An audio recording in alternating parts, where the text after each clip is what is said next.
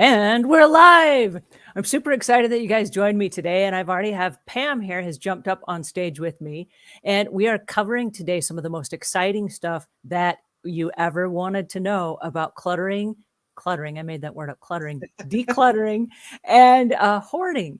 Now, what we're sharing with you today are not my own ideas, but these are the best ideas that have come from a whole bunch of folks that either identify as hoarders, or they are hoarders, or they just have cluttering issues. Maybe they're a clutter bug, and they've been getting their own information and their own ideas from different resources and what have you. And they've submitted them for a book that we're compiling called Hoarding Advice from a Friend. And so today we're going to be digging into some of those and then having conversations about it. And you guys are welcome to jump up on screen with me. I know some of you have some really great ideas that you would like to share with me. And so I'm going to put a ticker here at the bottom so that you have the link to jump in and say hi, because we would like to hear your ideas as well. So here we are at the best advice I ever got about decluttering. And we're going to start out today with a piece of advice that comes from Dana K. White. Now, it was amazing to me how many people submitted this from Dana K. White. And her concept is the container concept, and that you only keep what comfortably fits in a container. Now, you say, what is a container? And that's a great question. What is a container? A container can be a garbage can, for example, and if it's overflowing, well, then you have too much. It needs to be emptied so that everything fits back inside the trash can. What is a container? It could be a pencil holder. I know that Dana does a video where she had lots of pencils and boxes and drawers, and they were scattered all over, and she put them inside a cup. And she said, whatever fits comfortably inside the cup, I get to keep. And if it doesn't fit inside the cup, I don't get to keep it, right? And so she was very clear on exactly what the size of the container was. Let me throw something else at you, though. How about a towel rack that is on the back of a door that you hang your shower towel on? Do you realize that's also a container? And so if it's not going to fit on the back of the door on the towel rack, it's either in the linen closet or it's on the back of the door. We don't want them folded up and stacked on the side of the tub, and some that are still in the laundry, and we don't want them strewn all about the house. There's a place for everything. And if everything is in its place, then whatever that container is, we're gonna limit it to that. Pam, I'm curious to know, what are your thoughts on the container concept? Is that something that you've worked with? I think that's a great idea. One thing that I've done over the years is I had a issue where I had all this plasticware from different parties, and I didn't know how many forks I had or how many knives I had or so forth. So I ended up putting them in a container. I put them in a shoebox container, so that way I could easily see how much silverware I had or plasticware I had at any given time. And what were they, clear containers so that you could see? Yep. They were clear shoebox containers, and that really helped me to know. So when the next time a barbecue or birthday party came up, I could look easily to see what I had on hand and what I would need to replenish. So I have a happy bell here, and that gets a happy bell from me. So I love that idea. That's a great idea. And I especially like the fact that they were clear, because that way you can see in them. And as you have parties and they start to dwindle down, it's a quick inventory, just looking at it going, oh yes, that's how much we have left. So the container, it also goes to refrigerators, for example. If it's food and it's not inside your refrigerator, that's a container. If you have a pantry, whatever you're storing as far as food goes, that goes inside your pantry. It can go in the fridge or the pantry. They're both containers, but we don't want stuff that's still out on the counters that hasn't been put away because there's no room for it. And so we can start looking at the size of containers and saying, either I've got to get rid of some of the stuff to put new stuff in, or we're done, right? We're just done, and we're not going to get any more. I know that my husband and I have this thing where every once in a while we're like, hey, the fridge and freezer are kind of full. Let's only eat from the fridge and freezer for the next 30 days. And so it kind of gets weird at the end because there's not a whole lot of stuff to make meals with, but we'll eat like this and a little bit of this and this and this. And it may not be a normal meal, but we're eating the stuff that we have so that it doesn't go to waste, because we don't like to waste food. But then also we're making a note as we go. Would we buy this food again? Because there's a lot of stuff that we end up with that we're like, we didn't really like that so much, so we didn't eat it. Therefore, it sat around for a while. Now that we're eating it, let's be careful that we don't buy it again, because it's not going to is just going to take up space. So the hoarding concept is a really great one. So the next one that I'm thinking about, and this is kind of fun, if it's causing you stress, get rid of it. And this applies to things, relationships, and habits. And so the reason that I bring this up, and this is kind of fun, is it's not just the stuff that we have in our house, and it's not just the stuff that we have in our closets. But if something is causing you stress, this is a chance for you to stop and say, hey, wait a second, does this actually belong in my life, right? Because there are times when we say, wait a second, there's some stuff in my life and it's causing me a lot of stress. And so this is a chance to kind of look at, why are we spending our time here? Why are we doing these things? I know that with some of the relationships, it's not block and delete people, but it's just limit your accessibility to them. Whenever they call you up on the phone and they say, hey, can you do me a favor? And it's just a person who's taking from you. You might say, this is not a healthy situation for me, and it is causing me stress. So I'm going to limit my accessibility. And you might limit your accessibility. I had to do this with somebody to Thursdays only, because they were calling me 24/7 with all their drama and all their chaos. And it was a family member that I wanted to help, but it was causing me so much stress that I had to say, you know what? Your day is Thursday. You call me anytime on Thursday and I can help you out. But the other days of the week, even if the sky is falling, it's going to have to fall on you, or you're going to have to find someone else to help out. And so this is also true for the things that are in our homes. We might have something in our home that's broken. We might have something that has fallen apart, and it's just causing us stress. I know right now, as we speak, my washing machine is broken. It just like conked out on me and it died. And for a cleaner that washes lots of cleaning cloths, I went into high panic mode, like, oh no, what am I going to do? I'm going to have to go to the coin laundry. And the quicker I get that fixed, the less stress it's going to cause to me. A lot of times I'm in a hurry. I am in a hurry. I'm busy. I don't have time to stop and make phone calls and have repairmen come over and all this stuff. But the longer I make that wait, the more I put that off, it's only going to cause me more stress. And so there are things that then end up being clutter in our lives because it's too much stress. So you have any comments on that, Pam? That makes great sense to me. I appreciate that. Okay. Our next one is use it or lose it. If you haven't used it in a year, use it this week.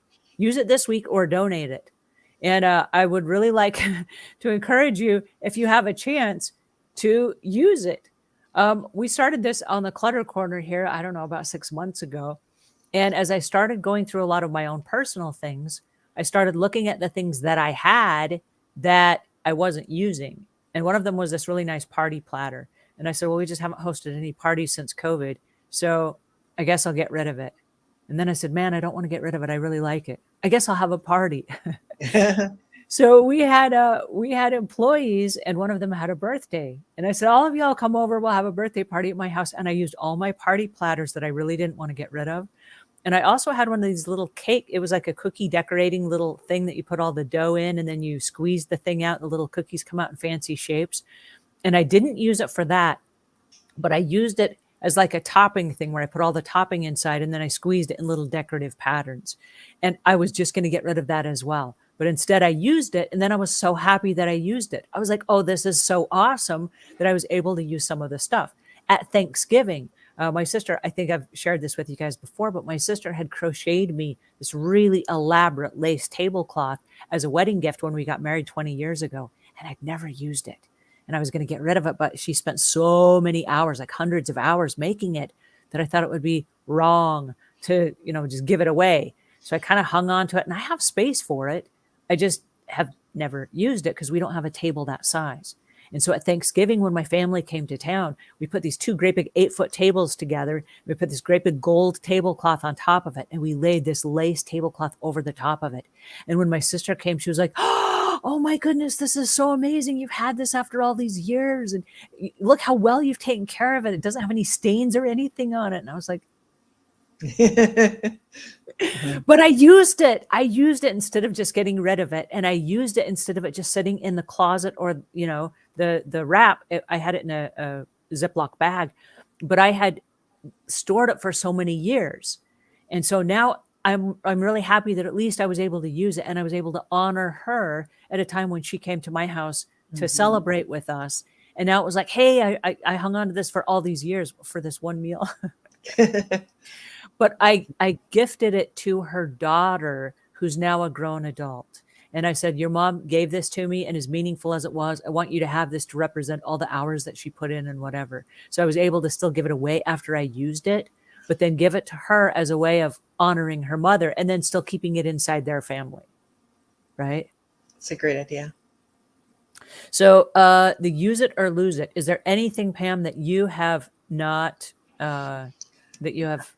I like that concept, Angela. I have been going through my closets this past year or so, actually past couple of years, and I have been proud to say that things that I haven't used, I bagged them up and donated them to Goodwill. I keep it whenever I have the bag in my car. I have to make a promise to myself that I have to deliver it that week. I don't leave it in the back of my car for weeks and weeks. I just, if it makes it to my car after the bag is full, then I deliver it to our local Goodwill, and that's been very, very freeing for me to be able to do that. I'm so glad that you make a date on your calendar and you said, no matter what, I'm getting rid of it. I love that. Even if it's only one item inside the box, if you get in a habit of going there every single Saturday, and that's when we do in the Hoarding World in our Facebook group, every Saturday is our donation day. And what's really cool about the donation day is the guys at the Goodwill are waiting for us. They're like, hey, what do you have for us today? But we've dropped off everything from books to clothes to shoes to or workout or exercise equipment.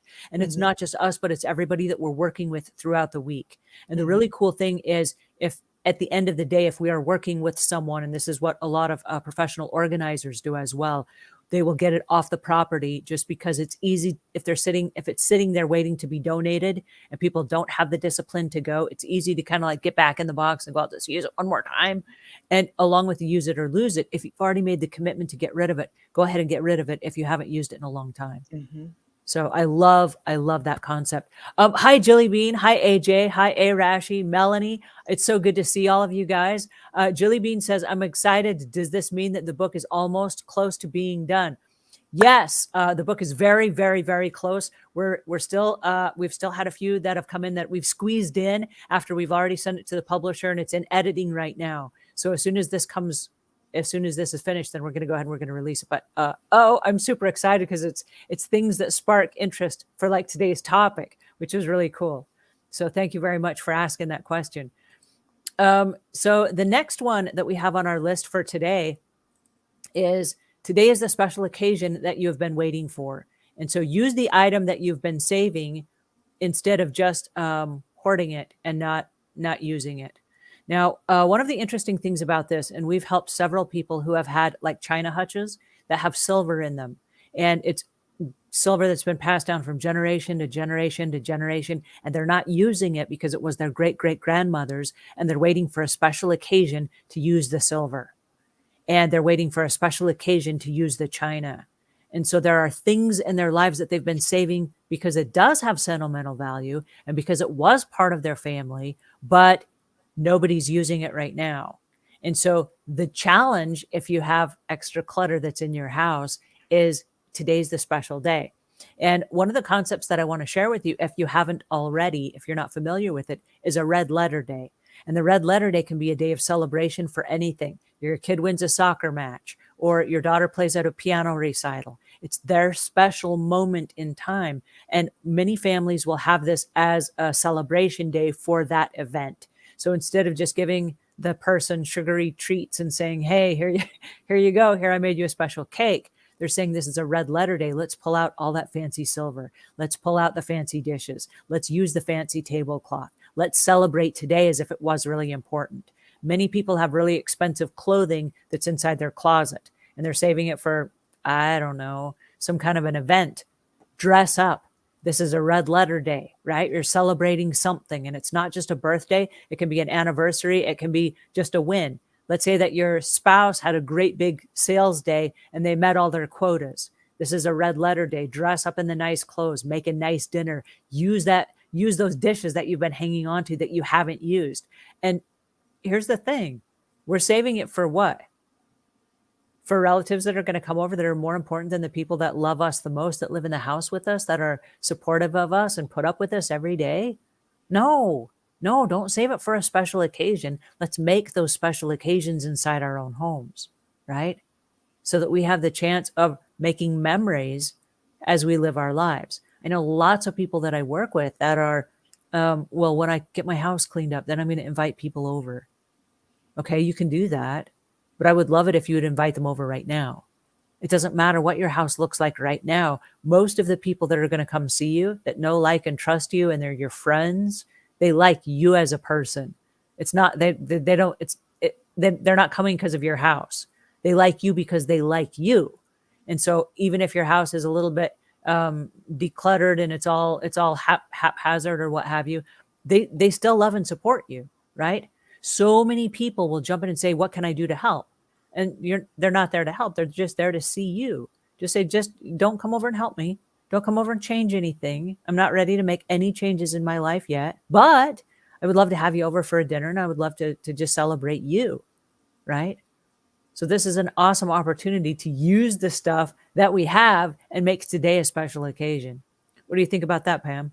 I love that idea, Angela. Oh my goodness. I was just thinking the other day, I have my grandmother's silverware that my dad gave me, that actually my dad bought for my grandma when he was in the Marines, and it was gifted to me all these years, and I was just hauling it out like on Thanksgiving. But I love the idea. I really need to use it every day instead of once a year. Or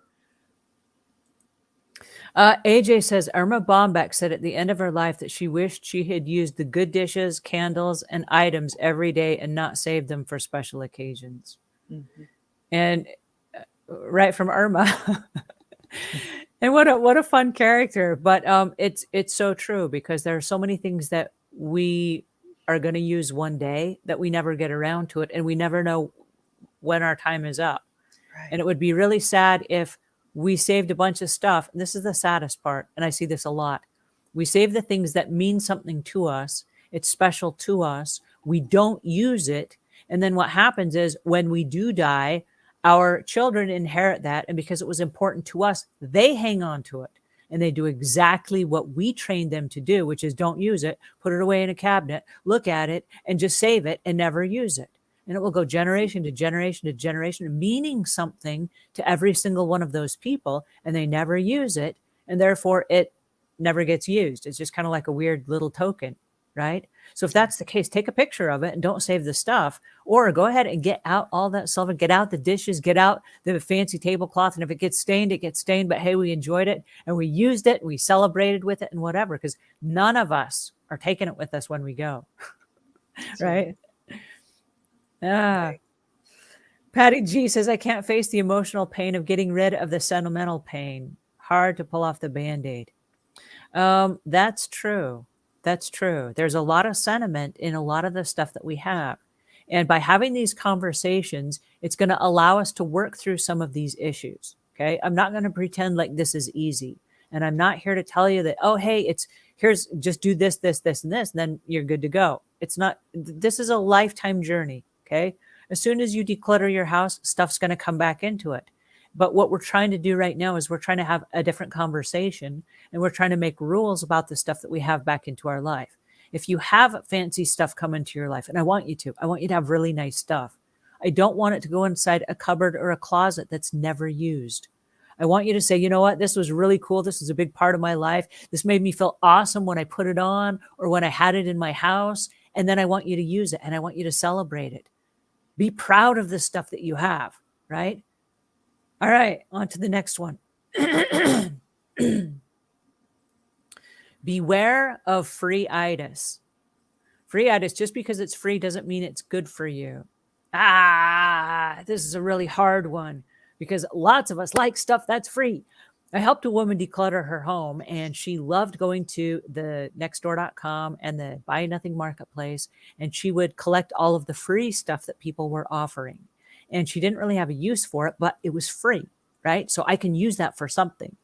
And it was peculiar because she would have a great big box that she had to gently and fragilely keep moving because it had 49 light bulbs in it. And what had happened is somebody went through their home and they took out all of the builder's light bulbs and they put in energy efficient light bulbs in all the different areas of their home. Then they had a great big box of light bulbs that still worked. So they put a little ad and said, hey, if you want these light bulbs, they're free. So she went over and she picked them up. but now she couldn't stack anything on top of that box. So that box had to go stacked on top of whatever it is she had, because she didn't want the light bulbs to break. And one day she was going to have a light bulb that burned out, and then she would have replacements, right? Free-itis doesn't mean just because it's free, take it. She had 3 mattresses, extra mattresses, that were stacked up against the side of her wall. And she already had mattress on her bed. But she's like, well, if something ever happens to my mattress, then I'll have a backup. Okay, well, how often does something happen to the mattress, right? I mean, most people will flip their mattresses every 6 months or something, and they keep them, if you want to really protect them, you can put them inside a mattress cover. But most people have, a blanket or something that covers the bed. And even if a dog or something gets on it, the linens can be washed.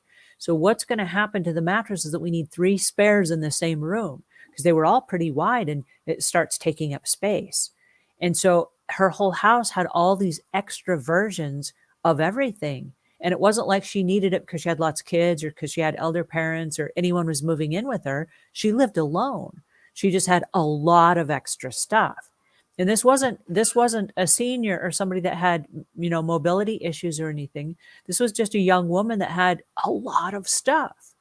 So we had to have a conversation about free-itis. And just because it's free doesn't mean you bring that inside your home. Because the more stuff we accumulate, oddly enough, the more mental and emotional energy it consumes.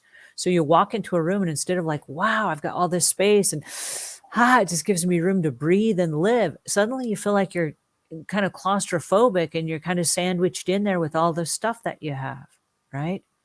So I just want to pay attention to the fact that just because it's free, and I love free stuff, don't get me wrong, I love free stuff, but there's a rhyme and a reason for it.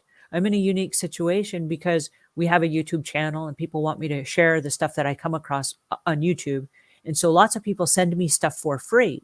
And we say, wait, don't send me anything for free unless you fill out a form and you tell me what's coming, right? Because if I just start getting free stuff, I don't know where it's coming from. I don't know what I'm supposed to do with it. A rug, I'm not kidding, an Oriental rug showed up on my porch just a couple days ago. And I said to the UPS guy, I didn't order this. This is now mine. I think you have delivered this to the wrong house. And I looked at it, and it had my name on it. It had the name of the show on it. And I said, oh, I see what has happened. Somebody has sent me to this for my show. So I will work this out with the person that sent it to me. There's no writing on it. There's no letter. There's nothing. And I'm sitting here going, where did this rug come from? Did someone buy this for me as a gift? Did the manufacturer send this to me? Like, what happened? Just because it's free doesn't mean you need it or you want it. And then what are you supposed to do with it? Right? All right, Pam, what are your thoughts on that? Oh boy, you're right on the money there. It's something about emotional with the word. You hear the word free, though. I agree with you 100%. Just because it's free doesn't mean I need it. And so I'm trying to not get emotionally wrapped up in that free word. And that comes with the free samples too at Sam's Club. Free food, I don't need that either. So at Sam's, do you turn them down and say, no, thanks, I'm good? I do. I do. I walk past the little booths, although it's tempting sometimes, especially if you're hungry. But yes. So my husband and I do that as well. And I will walk past, and my husband's like, go back and get one. I want one for you and for me. So I'm like, all right, I'll get one for him. Kind of behind my back, give it to him. It's funny.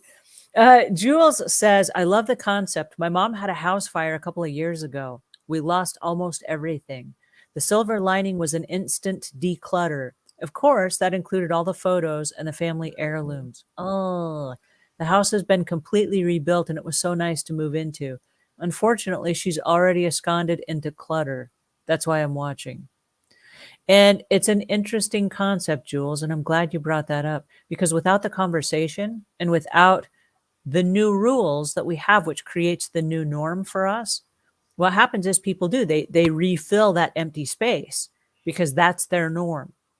It's the reason why we end up putting something in a box and you put it out in the garage. You wait for a little bit. And then if you have created a new norm and you're okay with living without it, then you go ahead and you donate it. So people that have a real struggle with, like, I can't let go of anything, will put it out of sight, out of mind. And as soon as they forget that it's part of their life, they kind of know that it's still there. But if they don't go out and open up the boxes and really use it, then we're able to let it go with, hey, this is the new norm. And so back to what Dana White said about the container concept, the containers don't have to be full. And this is kind of a new idea for a lot of people because they'll put everything inside a container and go, yeah, it fits. But the container doesn't have to be full. We did this on one of the YouTube videos where I had, I don't know, like 30 or 40 pair of socks, and they all fit inside this bin, right? But what I did was I got rid of 20 pair, and now there's only half as many. And so with only half as many, that becomes the new norm. Every time you see that clear plastic bin, you're like, oh, I have half as many, right? You don't have to have it full, but then that becomes the new norm. So if it starts to pile up again, you're like, whoa, I have too many. Even if it's inside the container, still too many because your new norm is now living with less, right? So with the house that burned down, even though it's been rebuilt, there has to be a new norm that says, oh, it's okay if we live with less. But I hate that you lost the family heirlooms and the photos and all that stuff. That's just heartbreaking. Patty G says, I now refuse freebies. I think about whether I want to bring it into my house and have it take up space. And I love that that inner dialogue is going on, because if you're deciding before you bring something into your house, if you're deciding right up front, do I have a space for that? Do I want to keep that? Do I want to hang on to that? You can often make that decision before you ever bring it into your house. I'll tell you a personal story real quick. I grew up in a large family. There are 19 of us kids, and we wore lots of hand-me-downs. And so when I would grow out of my clothes, I would grow into Jennifer's clothes, and then I'd grow out of Jennifer's clothes, and I'd grow into Yolanda's clothes. And I was the third daughter, and so I never got anything new, never. So when I moved away from home, there was a Walmart that was like 40 miles away. They were just starting to build the Walmarts around the country. And I went in one day, and they had really inexpensive stuff. And oh boy, I got so excited. I'm like, new shoes that I can afford. And then the rack had several shoes. Like you can buy like 10 pair for, $3 or $4 a piece. So I'm like, well, I should buy all 10 because like I'll never see another deal like this. And they're all for me, right? When I wear out one pair, I'll wear the next pair and like, oh, I'm good to go. So I bought a whole bunch of stuff that I didn't really need. And then I got really excited. In the back of my mind, I started thinking, well, if they have shoes, what else do they have? And again, it was like 40 miles away. So every weekend I would take my money that I earned that week and I would drive 40 miles away to the Walmart. I now have 5 Walmarts within a 4-mile radius of where I live now. But at the time I was commuting all the way to Walmart to go see what else they had. And they had everything, and then they had the clearance racks. And I'd never seen so much stuff that was so cheap. And I was like, new stuff for me. I deserve this, right? So I created in my head, like, this is for me.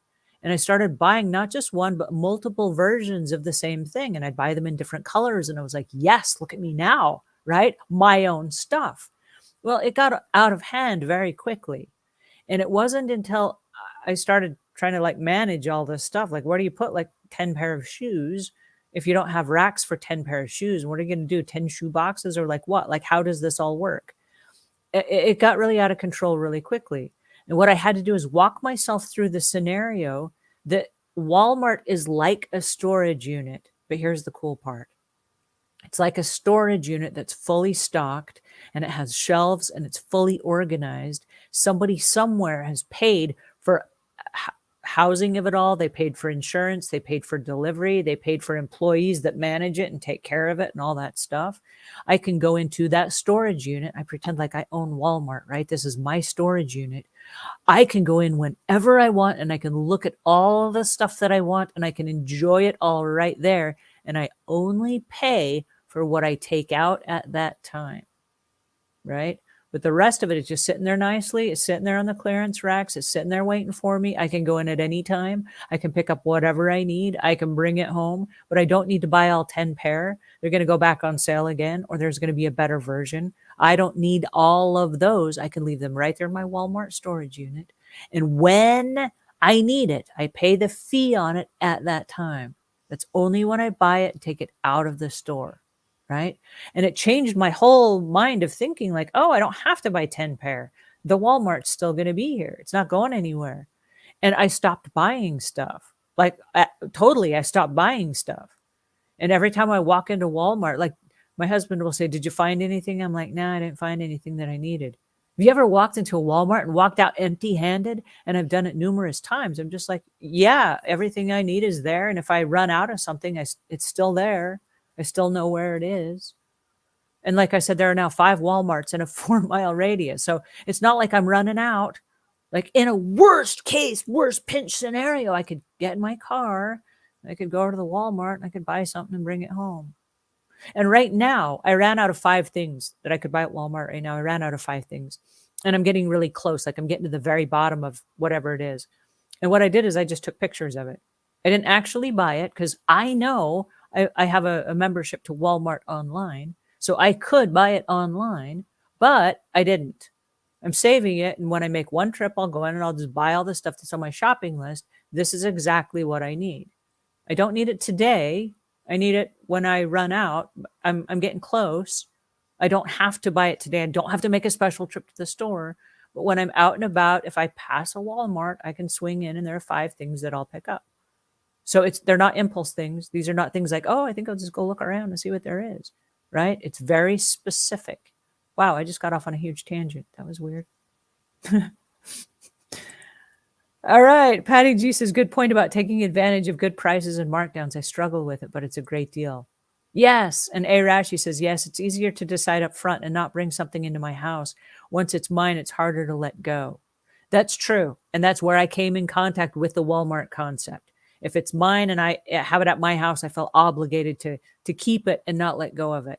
But if it's still at the Walmart, I can walk right past it and go, yeah, I'll get it next time. Right? So what do you think, Pam? Any ideas? Boy, I like that idea that you said that just made me think about Walmart is a storage unit. It's their own storage unit. I don't have to bring anything home if I don't necessarily need it, and not the idea just getting what you need when you need it. I like the idea that building's going to be there forever, and I don't have to bring things home. I like that a lot. The thing that I think made me most happy about the concept when I walked through it in my head is that I didn't have to pay the employees and I didn't have to pay their workers' comp and their payroll and all that stuff. Somebody else was taking care of them so that they could take care of all my Walmart stuff. And that I didn't have to actually pay that expense. And that just brought so much joy into my heart. Somebody gave us some ideas and they said, toss 3 items a day. This gets you in the habit of letting go. And I think that's really true. 3 items a day. It doesn't matter what it is. They could be paper plates. It could be an old shoebox. It could be a dress that you have hanging in the closet. It could be anything. But getting rid of 3 things a day just gets you in the habit of what am I going to get rid of today that I'm able to get rid of without getting all hung up on the emotions and the sentiments of it. It just gets you in the habit of getting rid of stuff. Now, one of the things that we've done that's really been helpful is to have just a gift box or a Goodwill box or a donation box that is available always that people can drop stuff in. And it's this last week, I don't know why, but it's gotten moved to like 4 different areas of the house. And as it gets moved to different areas of the house, I've seen new things that have arrived in them. I'm not asking questions. There are a couple of things that I'm like, I wish we were keeping that because that's kind of cool. It's kind of cool, but nobody's using it. And so there are a couple of times that even my husband has said, oh, do we have to get rid of that? Things that I've put in there. And I've said, I haven't used it in 13 years. Are you going to use it? If you're going to use it, sure, I'll take it back out of the box. No, we're not using it. You're right. Let's get rid of it. And so my husband, who was not on board in the beginning, has sort of come to like, oh, this is what we're doing now. And so just getting rid of 3 things a day, like, hey, do you have 3 things? What 3 things could you let go of? Well, I mean, I don't like this very much. I could get rid of this. How about this? How about that? Right? Everybody can kind of toss a couple things in. And that way it's less stuff. So that's just one of the great pieces of advice that we were given. Color clean. I love this one. Color clean is pick a color and go into any room and declutter that item of that color. Now, this is something that we've done with kids in the cleaning industry for a very long time, where kids will have all kinds of toys and stuff strewn all about the house, and you need to get in there to go cleaning. So we'll send the kids on a mission, and we'll say, you go in and find all the yellow Legos. Only the yellow. Don't get the blue. Don't get the red. Only get the yellow. and then you give them a little container to go put them in. Another kid gets red, another kid gets blue, and they run in and they scour through everything, grab everything, and they'll grab, if it's yellow, they'll grab yellow Legos and yellow rubber duckies and whatever it is that's yellow, Tonka trucks and whatever, and they get all the yellow toys. The next kid gets all the red toys, and because that's all they're focused on, they know exactly what they're looking for. But when you send a kid in to help declutter or help to pick up a room, they often don't know what that means. Like, what am I doing? What's my goal? How will I know if I've accomplished it? Right? But if you go in looking for all the yellow stuff, it's really cool, because when it's all gone and you look around and there's nothing left yellow, you win. Yay. Mission accomplished. So it just kind of puts a little target on what it is that we're aiming at. And that's always been helpful. If you have thoughts on this, please. Oh, this is from a member of my team. So hi, member of the team. Thank you for adding that. Jules said, I love the color idea for the kids. It's worked really, really well, because even kids that are toddlers and they know their colors, you can show them, hey, this is yellow. Go pick up all the yellow stuff, and they will scurry around and they try to help out. So that's really a great one as well. All right, our next one. This is kind of fun. Keep only your favorites. When everything is precious, nothing really is. And this is a really interesting concept, because a lot of us have stuff that either doesn't fit us, or we're going to grow into it, or we're going to shrink into it, or maybe we never liked it in the first place, or maybe it was a gift from someone else. And so if we can give ourselves permission, like, I don't really connect with this, and it's not your favorite, then get rid of it. Because then what happens is, when you walk into your closet, all you have is your favorite stuff. And if you walk into your bathroom and all you have is your favorite stuff, you're not rifling through old lipsticks and old makeup and stuff that you don't use, that didn't work out for you. You got rid of everything except your favorites. Now, when you open that drawer and you're getting ready for the day, you only have your favorite hair care items, your favorite lotions or potions or powders or pills or whatever it is that you use.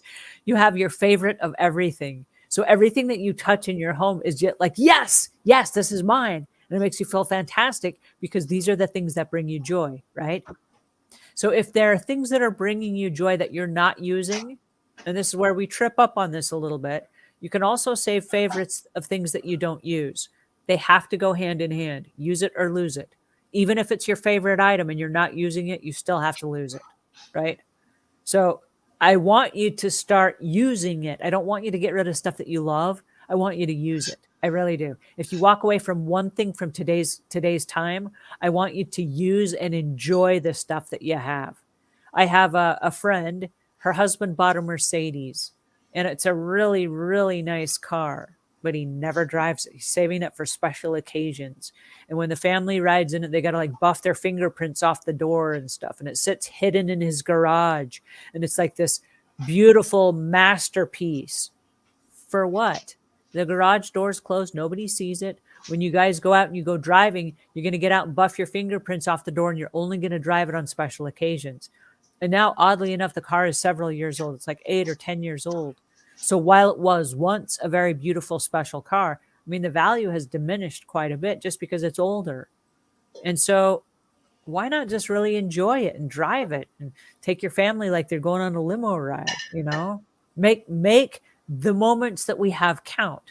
So that is my focus for today, because it's sad when we hang on to stuff that, even if it gives us joy, we never use it.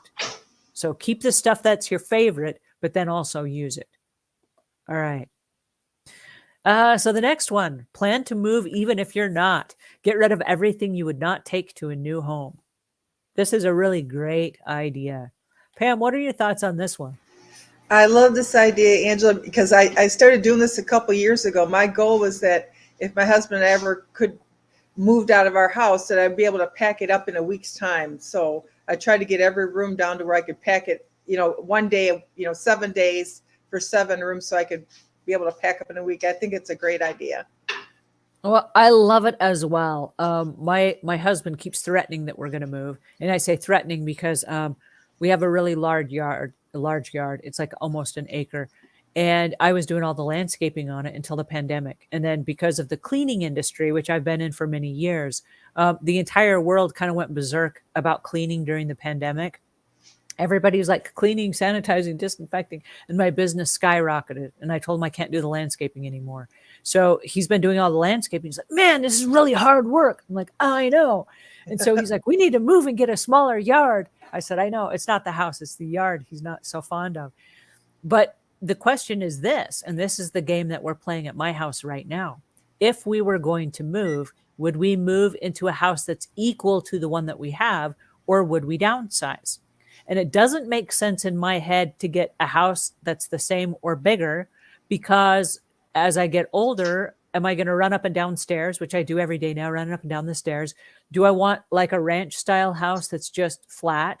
And then we have other questions that keep coming up. Like both of our sets of parents are elderly parents, and thank goodness they're all still alive, but they're all in places where they either need wheelchairs or they're bedridden or things like that.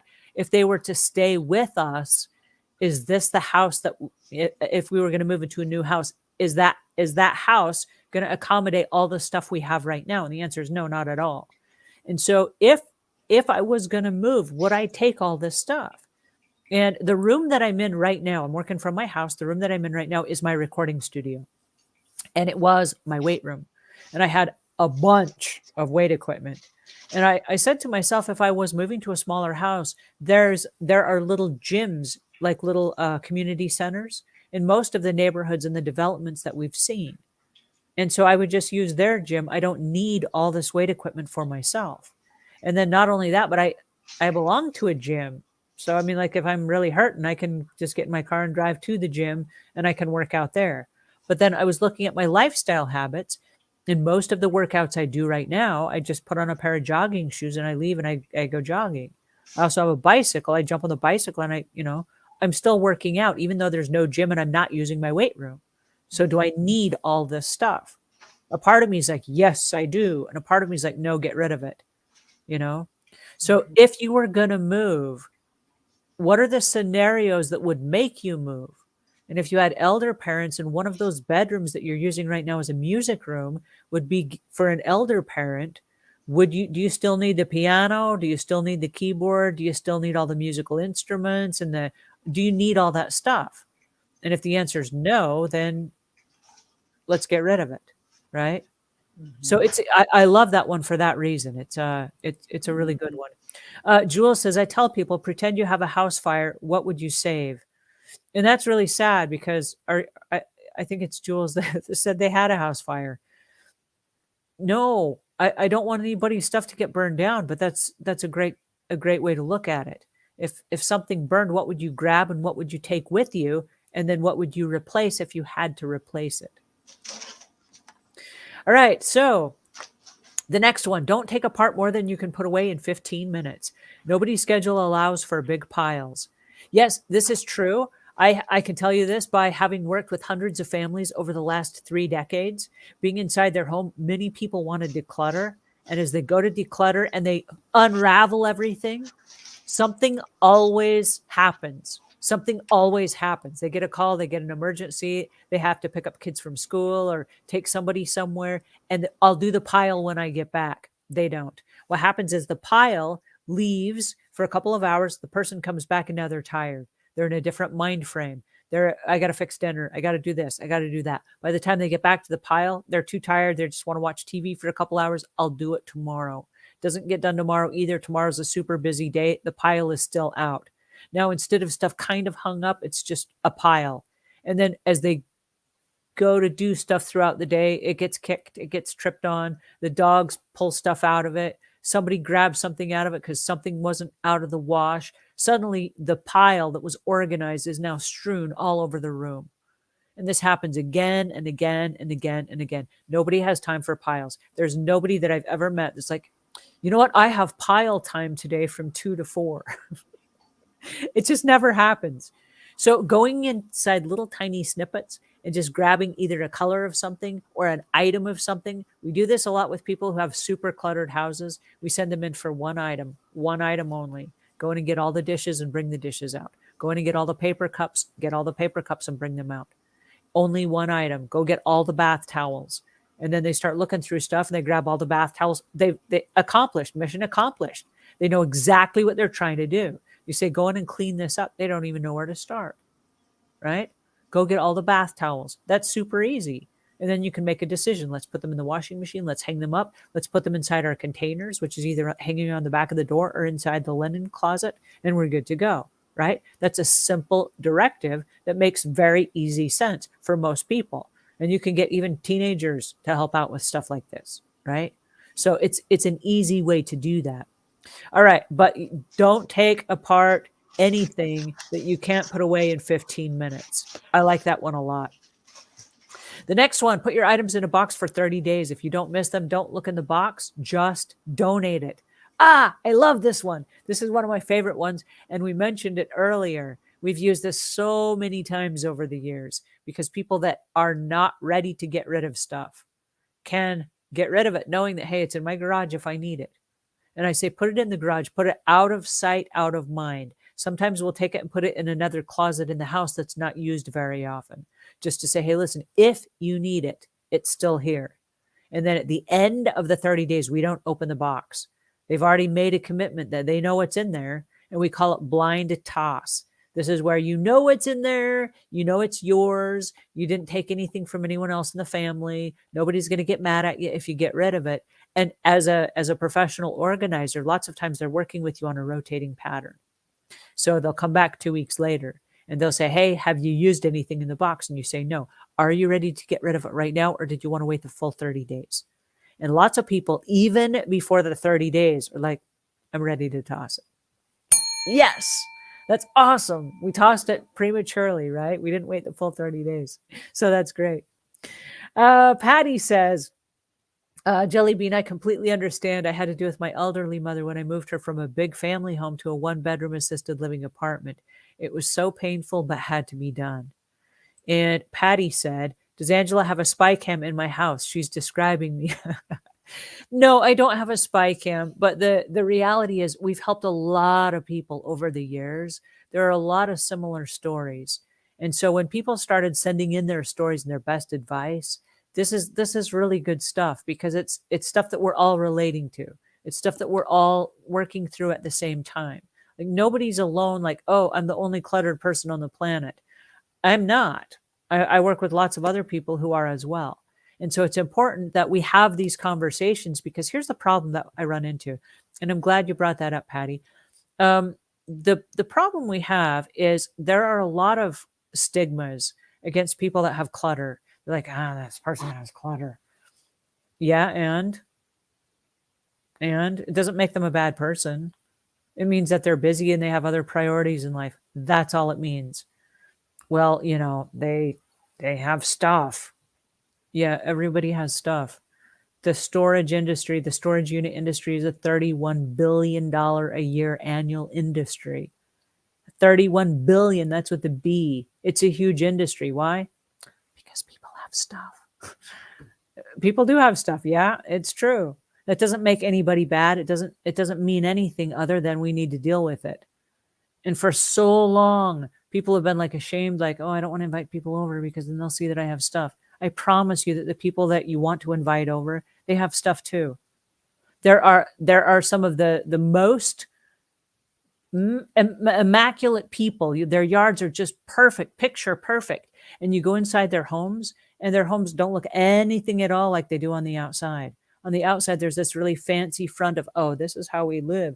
But on the inside, they're just like everybody else. And so I want it to be okay to have conversations like this. It's the reason that we're coming all the way to YouTube and we're saying, guys, let's just talk about this. This is not a scary topic, okay? This is nothing to be ashamed of. This is nothing to be afraid of. There's a lot of people who have a lot of stuff. And I promise you this, mark my words on this, but I promise you over the next 3 to 5 years, with the impact of online shopping, it's only going to get worse.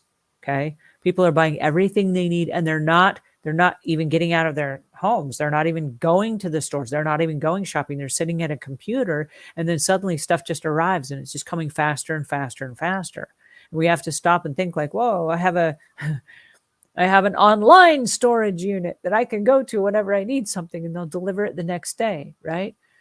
We don't need to be afraid. This is not a topic that we need to be afraid of. It's just a topic we need to look in the eye and go, whoa, I got a lot of stuff, right? Anyway, I'm really glad you guys brought that up. It's been a sensitive topic, and like I said, there are a lot of people that are afraid to have these conversations. But there's probably somebody in your life that you love, that you want to help, and they are too ashamed to ask for help. So let's make it okay. Let's just make it okay to have those conversations. I remember getting a phone call when we first started the hoarding world, and somebody felt that I was specifically talking to them and that I was calling them out. And they said, "You take that video down right now. You take that down. You take that down." I said, "I'm not going to take it down. I wasn't talking about you specifically. This isn't about you. This is about all of us." And now they're one of our biggest supporters because they were able to now have those conversations with their family. But they did take it very personally in the beginning, and I hate that. So. All right, Swedish death cleaning. I love the Swedish death cleaning. Clean up your stuff so your relatives don't have to go through it when you die. So I'm doing Swedish death cleaning right now at my own house. This is a really fun concept. And I was getting rid of some stuff. My husband's like, "Whoa, why are you getting rid of all that stuff?" And that's because it's mine and I choose to get rid of it. "Don't get rid of it. That's good stuff." I said, "Of course it's good stuff. Someone else can enjoy it." And I said, "What if I died or if I got hit by a bus? What would you do with it?" He's like, "Well, I don't know." And I said, "Well, I do. I didn't get hit by a bus and I do know what to do with it. And what I'm going to do with it is I'm going to get rid of it. That way you will never have to make that decision."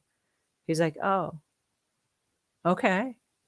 And I said, "Do you want to make the decision after I die?" He's like, "No." I said, "Okay, then there you go." So as I'm getting rid of stuff, it's only my stuff. I'm not getting rid of his stuff too. It's only my stuff. And I'm making a decision right now. Do I love it? Am I using it? All the stuff that we talked about. And then I'm letting it go. Is that weird, Pam? Oh, I think that's a great idea. I think about that too, especially as I get older.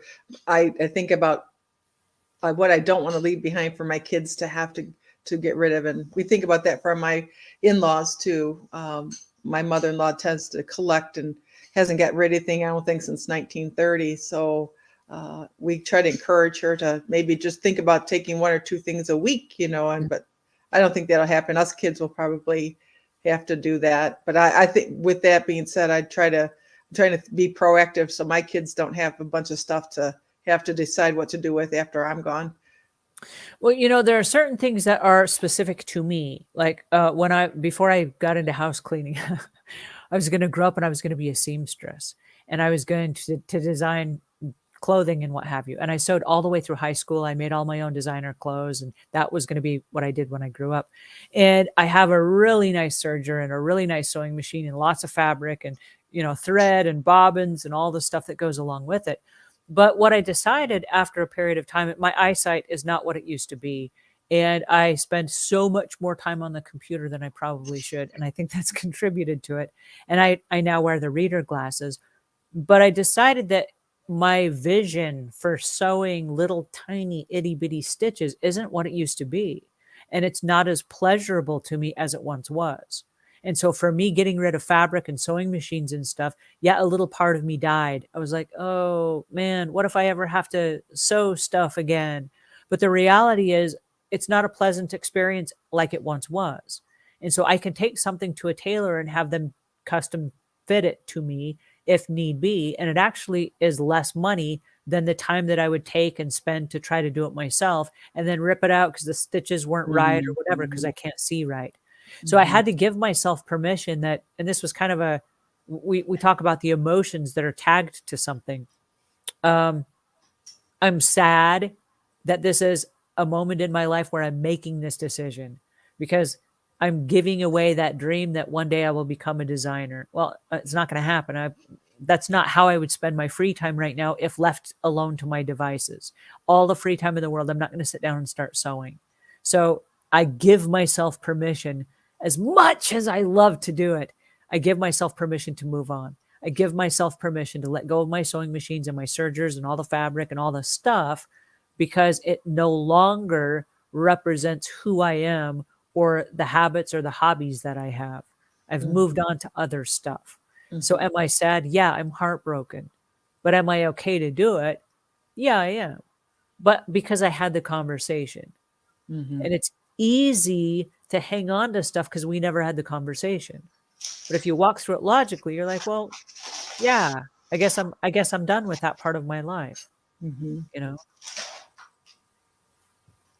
Melanie says, my kids have already told me they don't want any of my junk. I still have so many of my mother's catch keys in my china cabinets. They need to go.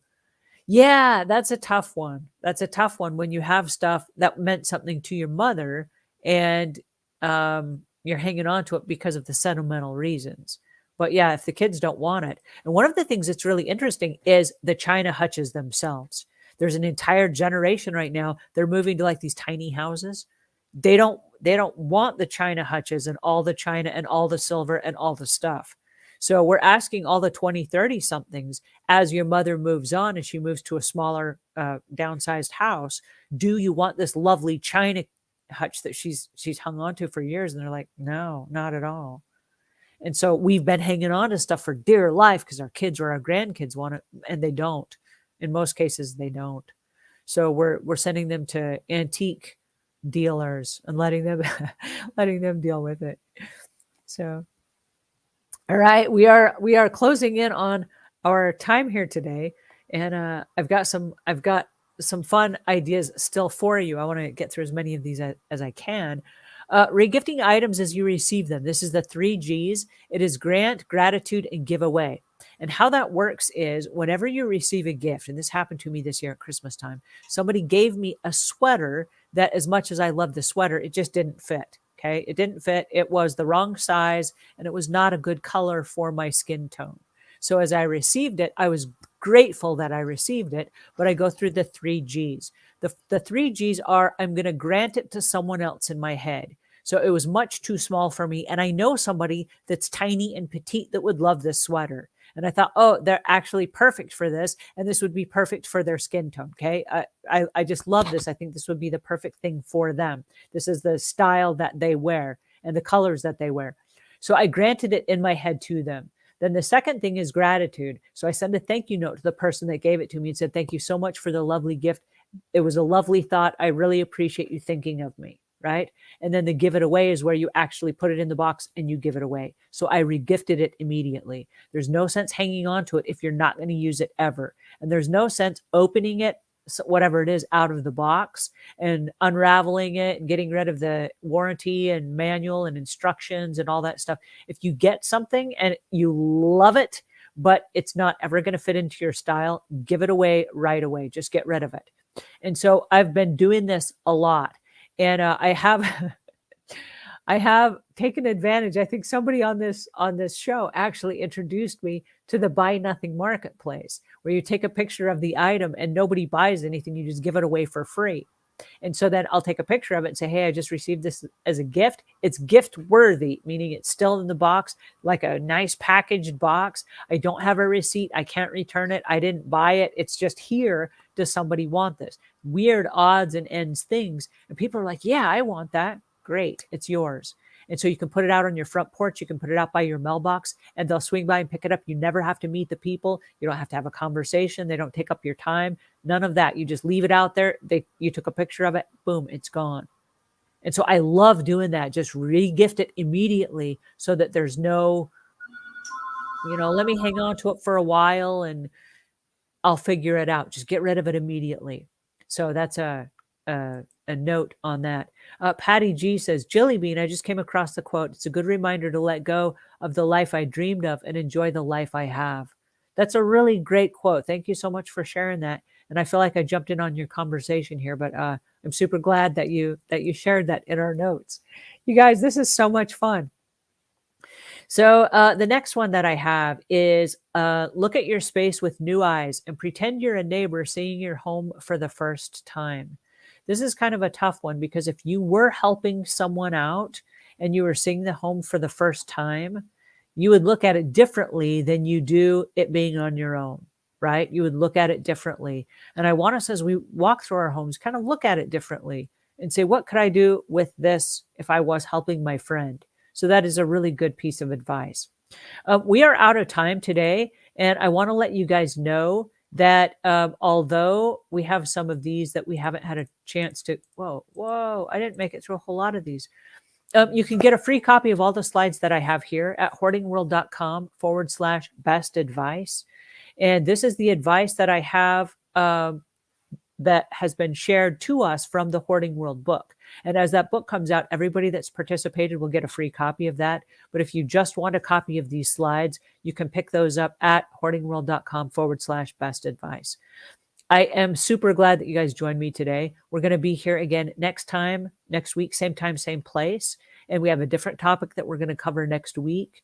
But I do appreciate today's conversation because, like I said, we got to have these conversations. It's got to be okay that we talk to ourselves, to our family members, and to the people that we love about hoarding and decluttering so that we can start living a new normal life and that we have conversations before we randomly just buy stuff that we don't need and we're not going to use.